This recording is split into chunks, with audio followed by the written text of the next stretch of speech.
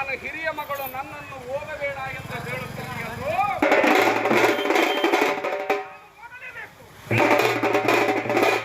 ಎಂದು ಹಠ ಮಾಡಿ ನಿಂತಳು. ದೇವಿ ಸರ್ವತಾಯಿ ದಿವಸ ನೀನು ನಿನ್ನ ಗಂಡನ ಮಾತು ಮೀರಿ ಮಾತ್ರ ಮಂಡಲಕ್ಕೆ ಹೋಗಬೇಡ.